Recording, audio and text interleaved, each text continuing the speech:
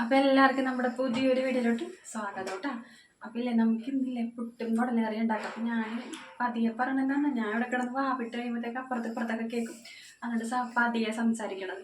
പിന്നെ കുടൽ മേടിച്ച് വെച്ചിട്ടുണ്ട്. ഞങ്ങളിന്ന് ഉച്ചയ്ക്ക് ബീഫ് വാങ്ങാൻ വേണ്ടി കടയിൽ പോയി കേട്ടോ. അപ്പോൾ അവിടെ നോക്കിയപ്പോൾ നല്ല പച്ചയല്ല, നല്ല ഫ്രഷ് കുടൽ അവർ അരിഞ്ഞുകൊണ്ടിരിക്കണം. എപ്പോഴും ചെല്ലുമ്പോൾ കുടലിന് വേണ്ടി ചെല്ലുമ്പോൾ ഐസായിരിക്കും കേട്ടോ അവരെടുത്ത് തന്നത്. അപ്പം നല്ല എന്ന് വെച്ചാൽ ഇന്നിപ്പോൾ വെട്ടിയ ബീഫിൻ്റെ കുടലി. അപ്പം അത് കട്ട് ചെയ്തുകൊണ്ടിരിക്കണം. അപ്പം ഞങ്ങൾ അത് 2 കിലോ വാങ്ങി. പിന്നെ ഉച്ചയ്ക്ക് നമ്മൾ ഉപ്പുമീനും മോരൊക്കെ കൂട്ടി ചോറ് കഴിച്ചേട്ടാ. എന്തായാലും ഞാനത് മേടിച്ചാൽ വെച്ച് കഴിയുമൊന്നുമില്ല നേരം കൊണ്ട്. പിന്നെ വീഡിയോ എടുക്കണം. അപ്പോൾ ഭയങ്കരമായിട്ട് താമസിക്കും. പിള്ളേർക്ക് ട്യൂഷന് പോകണം. അപ്പം ഞാൻ കരുതി പിള്ളേരൊക്കെ ട്യൂഷന് പോട്ടെ, അത് കഴിഞ്ഞ് നമുക്ക് സാവകാശം ഉണ്ടാക്കിയാൽ തരാം. രാത്രി പുട്ടും കടലും നല്ല അവസ്ഥക്ക് കഴിക്കാമല്ലാന്ന് വിചാരിച്ചപ്പോൾ കുടൽ ഇനിയിപ്പോൾ അവർ അരിഞ്ഞൊക്കെ തന്നേക്കണം. അപ്പം നമ്മൾ നമ്മുടെ രീതിക്ക് നല്ല ചൂടുവെള്ളത്തിലൊക്കെ ഒന്ന് കഴുകി നമുക്കിനി വറുത്തരച്ച് വയ്ക്കാം. അപ്പം നമുക്ക് തുടങ്ങാം. വാ, നമുക്കേ ചൂടുവെള്ളം വേണമല്ലോ. അപ്പോൾ അടുപ്പത്ത് വെച്ചിട്ടുണ്ട്, ചൂടാകട്ടെ. അധികം ഭയങ്കര തിളച്ച വെള്ളം വേണ്ട, നേരെ ചൂട് മതി.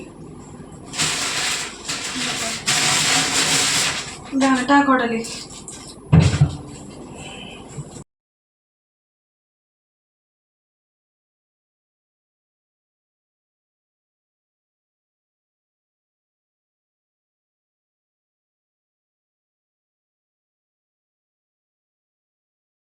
അപ്പോൾ നമുക്ക് ആ കുടലൊക്കെ ഞാൻ കുടൽ കറി വയ്ക്കാനെടുക്കണ ചട്ടിക്കകത്തോട്ട് തന്നെ ഇട്ടിട്ടുണ്ട് കേട്ടോ.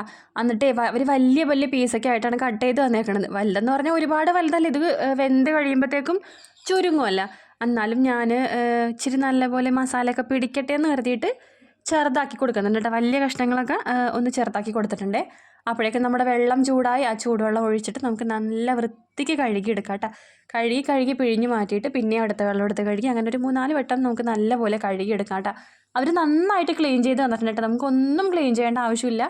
പിന്നെ ഒന്ന് ചൂടുവെള്ളത്തിൽ കഴുകി എടുക്കണം, അത്ര മാത്രമേ ഉള്ളൂ കേട്ടോ. അങ്ങനെ അതേ കഴുകി പിഴിഞ്ഞ് ഞാൻ നമ്മുടെ കുക്കറിനകത്തോട്ട് ആക്കുന്നുണ്ട്. ഇനി അതിനകത്തോട്ട് മഞ്ഞൾപ്പൊടിയും കുറച്ച് ഉപ്പും ഒരല്പം വെള്ളം ഒഴിച്ചാൽ മതി. ഒരുപാട് വെള്ളം ഒഴിച്ചിട്ടുണ്ടെങ്കിലല്ലേ നമ്മൾ കുക്കർ വിസിലടിക്കുമ്പോഴത്തേക്കും തെറിച്ച് ഒക്കെ എല്ലാം ഗ്യാസ് അടപ്പ് മൊത്തം അഴുക്കാകും. അങ്ങനെയൊക്കെ എനിക്ക് ഒരുപാട് തവണ ആദ്യമൊക്കെ പറ്റിയിട്ടുണ്ട് കേട്ടോ. അപ്പോൾ അതേ പിന്നെ ഞാൻ കുറച്ച് വെള്ളം മാത്രമേ ഒഴിക്കുകയുള്ളൂ കേട്ടോ. അപ്പോൾ നമുക്കിനി കുക്കർ അടച്ച് അടുപ്പത്തേക്ക് വയ്ക്കാം. എന്നിട്ട് ഞാനൊരു മീഡിയം ഫ്ലെയിമിൽ വിസിൽ കേൾപ്പിക്കും കേട്ടോ. അങ്ങനെ കുക്കർ അടുപ്പത്താക്കിയിട്ടുണ്ട്. അപ്പോൾ അത് അവിടെ ഇരുന്ന് ആവട്ടെ. അപ്പോൾ കുറേ പേര് ഞാൻ ഈ കുടൽ കറി വയ്ക്കുന്ന ഷോർട്സ് മുൻപ് വിട്ടിട്ടുണ്ട് കേട്ടോ. അപ്പോൾ അതിൽ കുറേ പേര് കമൻറ്റ് ചോദിക്കും കേട്ടോ, ഇത് എന്തിൻ്റെ കുടലാണ്, ആടിൻ്റെ കുടലാണോ എന്നൊക്കെ ചോദിക്കാറുണ്ട്. അപ്പോൾ ഞാൻ ആടിൻ്റെ കുടൽ എനിക്ക് എടുക്കുകയെന്ന് പറയാൻ പാടില്ല, ഞാനിട്ട് കൂട്ടിയിട്ടുമില്ല. ഞങ്ങൾ കൂട്ടണത് പശു, എരുമ ഇങ്ങനെയുള്ള അതിൻ്റെയൊക്കെ കുടലുകളാണ് കേട്ടോ. ഇത് കുടലെന്നല്ല കേട്ടോ, ശരിക്കും കുടലെന്നാണ്. പിന്നെ നമ്മളിങ്ങനെ പറഞ്ഞ് ഇങ്ങനെ സംസാരത്തിലൂടെ കുടലെന്നാക്കിയെടുത്ത്. അപ്പോൾ അത് വേവുന്ന നേരം കൊണ്ട് ഞാൻ സവോളയൊക്കെ നന്നാക്കി എടുക്കുന്നുണ്ട്. പിന്നെ ഇഞ്ചിയും വെളുത്തുള്ളിയൊക്കെ ഞാൻ തലേ ദിവസം ഇന്നലെ ഇച്ചിരി സമയം കിട്ടിയപ്പോൾ അങ്ങനെ ഇരുന്ന് പൊളിച്ച് അതൊന്ന് പേസ്റ്റ് പരുവത്തിലാക്കി ഫ്രിഡ്ജിൽ വെച്ചിട്ടുണ്ട്. ഇത്തിരി ഉപ്പും മഞ്ഞൾപ്പൊടിയും വെളിച്ചെണ്ണയൊക്കെ ഒഴിച്ചിട്ട് അത് ഫ്രിഡ്ജിലാക്കി വെച്ചിട്ടുണ്ട് കേട്ടോ. അപ്പോൾ അത് നമുക്ക് പെട്ടെന്ന് എടുക്കാം. പക്ഷേ നമുക്ക് മീൻ കറിക്കൊന്നും അത് പറ്റില്ല കേട്ടോ, വേറെ തന്നെ പൊളിക്കേണ്ടി വരും. പിന്നെ ഇതുപോലെ ബീഫാ ചിക്കനാ അല്ലെങ്കിൽ മീൻ വറുക്കാൻ വേണ്ടിയിട്ട് അപ്പോഴൊക്കെ അങ്ങനെ ഇച്ചിരിച്ച് എടുക്കാൻ പറ്റും. അപ്പോൾ ഞാൻ സവോളയൊക്കെ പൊളിച്ച് അരിഞ്ഞവിടെ മാറ്റി വെച്ചിട്ടുണ്ട്. അപ്പോൾ ഇതിന് തേങ്ങ നമുക്കത് വറുത്തെടുക്കണമല്ലോ. അപ്പോൾ അതിനെടുത്ത് ആദ്യം ചേട്ടൻ തേങ്ങ പൊട്ടിച്ചിട്ടും പൊട്ടലുണ്ടായിരുന്നില്ല കേട്ടോ. പിന്നെ പൊട്ടി വന്നപ്പോഴത്തേക്കും അത് കഴന്നിങ്ങ് പോകുന്നു. വെള്ളയെ തേങ്ങ പോലത്തെ തേങ്ങയായിരുന്നു കേട്ടോ. അപ്പോൾ ഞാനത് പറഞ്ഞ് ചേട്ടനോട് പുട്ടിനെടുക്കാമെന്ന് പറഞ്ഞാൽ മാറ്റി വെച്ച് മിക്സിയിലൊന്ന് കറക്കിയെടുത്താൽ മതിയല്ല. ബാക്കി 2 തേങ്ങ ചേട്ടൻ പൊട്ടിച്ച് ചിലവി തന്നു കേട്ടോ. അപ്പോൾ ആ നേരം കൊണ്ട് ഞാനൊരു പച്ചക്കുള്ളത് കുഞ്ഞാക്കി അരിഞ്ഞെടുക്കുന്നുണ്ടേ. ഇവിടെ ഞാൻ 2 കിലോ കുടലാണ് എടുത്തേക്കണത്. 2 കിലോ കുടലിന് 2 തേങ്ങ എടുത്തിട്ടുണ്ട്. ഒരുപാട് വലുതുമല്ല, എന്നാൽ ഒരുപാട് ചെറുതുമല്ലാത്ത ഇടത്തരം പോലത്തെ തേങ്ങയാണ് എടുത്തേക്കണം. അപ്പോൾ അത് ഒരേപോലെ ഒന്ന് എല്ലാം ചിരവി തന്നെങ്കിലും അതിൽ കണ്ടം കഷ്ണങ്ങളൊക്കെ ഉണ്ടാവുമല്ലോ, തേങ്ങാക്കൊത്തുകളൊക്കെ ഉണ്ടാവുമല്ലോ. അപ്പോൾ അതൊന്ന് ഒരുപോലെ ആകാൻ വേണ്ടി ഞാൻ മിക്സിയിലൊന്ന് ചെറുതായിട്ടൊന്ന് അടിച്ചെടുത്തിട്ടുണ്ട്.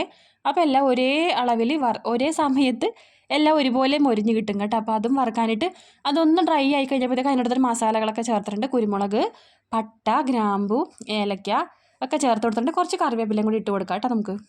എന്നിട്ട് നമുക്ക് ചെറിയ തീയിലിട്ട് വറുത്തെടുക്കാം കേട്ടോ. നല്ലപോലെ മൊരിഞ്ഞ് കിട്ടും. ഇവിടെ കറണ്ട് പോയെന്നേ, അതുകൊണ്ട് ഇരുട്ടും കുത്തി കിടക്കണം. ഇതിങ്ങനെ അങ്ങനെ അടിച്ചെടുക്കും. കറണ്ട് അല്ലെങ്കിൽ കയ്യും പൊള്ളിയത് കണ്ട. അതുകൊണ്ട് ഞാനിപ്പോൾ ചിലവിടെ പുറത്ത് നിൽക്കുന്നുണ്ട്, കൈ എത്തള്ള. അപ്പം ഇങ്ങനെ ഇവിടെ ഇങ്ങനെ നിൽക്കണോണ്ടേ കൈ ഇങ്ങനെ മുട്ട. ഇതാകുമ്പോൾ കുറച്ച് ഹൈറ്റ് ഉണ്ടല്ലോ. അപ്പം ഇങ്ങനെ നിൽക്കുന്നു.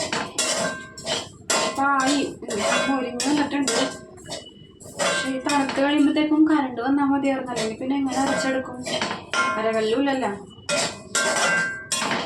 നോക്കാം.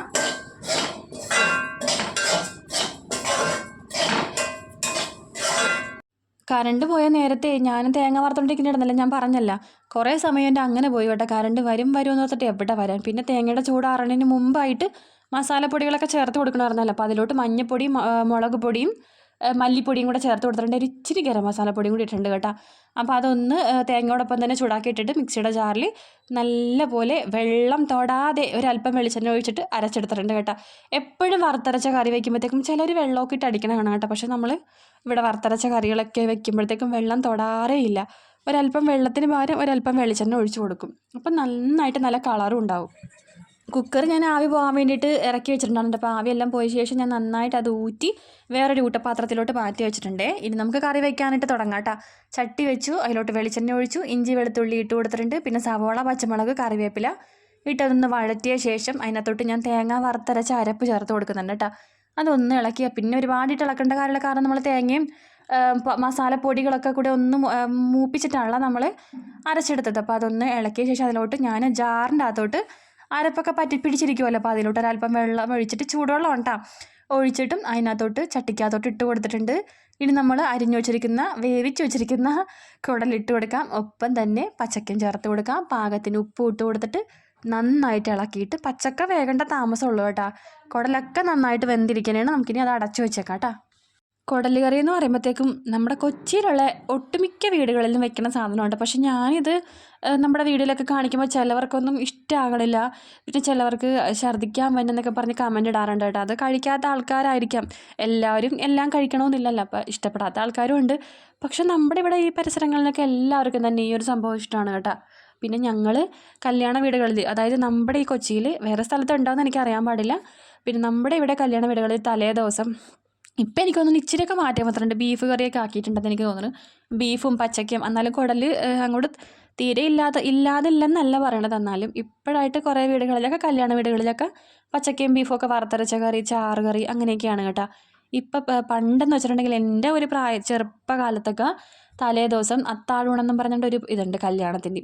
തലേ ദിവസം അത്താഴൂണ്. അപ്പോൾ ആ ഒരു സമയത്ത് കുടൽ കറിയും തേങ്ങാച്ചാറും ക്യാബേജും അച്ചാറും ഇതാണ് കേട്ടോ. ഇത് കഴിക്കാൻ മാത്രം പോയി കല്യാണം കൂടണം ഞാൻ. തലേ ദിവസം അത്താഴൂണിന് കാത്തിരിക്കും. എൻ്റെ പൊന്നോ, അതൊരു വികാരം തന്നെയാണ് കേട്ടോ.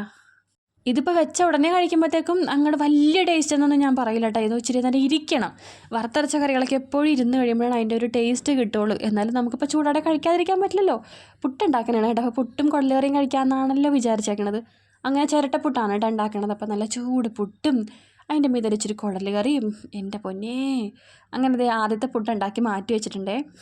കടകളിലൊക്കെ മേടിക്കാൻ കിട്ടും കേട്ടോ കുടൽ കറിയും പുട്ടും പിന്നെ വെള്ളയപ്പം കുടൽ കറി എന്നൊക്കെ പറഞ്ഞു. പക്ഷെ നമുക്ക് നമ്മുടെ വീട്ടിൽ കഴിക്കുമ്പോഴത്തേക്കും നമുക്ക് വിശ്വസിച്ച് കഴിക്കാം. നമ്മൾ തന്നെ ക്ലീൻ ചെയ്തൊക്കെ ഉണ്ടാക്കി എടുക്കണതല്ലേ. പറയുമ്പോൾ എല്ലാം പറയണല്ലോ. പിന്നെ ചില സമയങ്ങളിൽ നമ്മുടെ വീട്ടിൽ വെച്ചാലും ചിലപ്പോൾ നമുക്ക് പിടിക്കണമെന്നില്ല കേട്ടോ. അങ്ങനെ ഞങ്ങൾ കഴിക്കാൻ പോണേ. അപ്പോഴേ നമ്മുടെ പുട്ട്, നല്ല ആവി പറക്കണ പുട്ട് റെഡി ആയിട്ടുണ്ട്. കുടൽ കറി ഞങ്ങൾ പോയി കഴിക്കാറുണ്ട്. ഒട്ടും ക്ഷമയില്ല. അപ്പോൾ പുട്ടും കുടൽ കറിയും ഞാൻ കൊടുത്തത് ഡൈനിങ് ടേബിളിൻ്റെ മുകളിൽ കൊണ്ട് നൊളിച്ചു, ഫാൻ ഓഫ് ചെയ്തു. അങ്ങനെ എല്ലാവർക്കും കഴിക്കാൻ വേണ്ടിയിട്ട് വിളമ്പി കൊടുത്തു കേട്ടോ. ഫാൻ ഓഫ് ചെയ്തത് വേറെ ഒന്നും അല്ല കേട്ടോ. നമ്മുടെ ഇതിലേ നെയ്യ് പിടിച്ചിരിക്കും തണുത്ത് കഴിഞ്ഞിട്ടുണ്ടെങ്കിലേ. അപ്പോൾ കഴിക്കാൻ വേണ്ടിയിട്ട് ഒരു രുചി ഉണ്ടാവില്ല. അപ്പോൾ അതുകൊണ്ടിട്ടാണ്. അപ്പോൾ ഇത് എൻ്റെ പുട്ട് ഞാനവിടെ എടുത്ത് വെച്ചിട്ടുണ്ട്. അപ്പോൾ ഞാൻ വീഡിയോ എടുക്കുന്നുണ്ട്, എന്നെ കാണുന്നില്ല. അപ്പോൾ നമ്മുടെ ഇന്നത്തെ വീഡിയോ ഇത്രയൊക്കെ ഉള്ളൂ കേട്ടോ. അപ്പോൾ അടുത്ത വീഡിയോയിൽ വീണ്ടും കാണാം. ടാറ്റാ.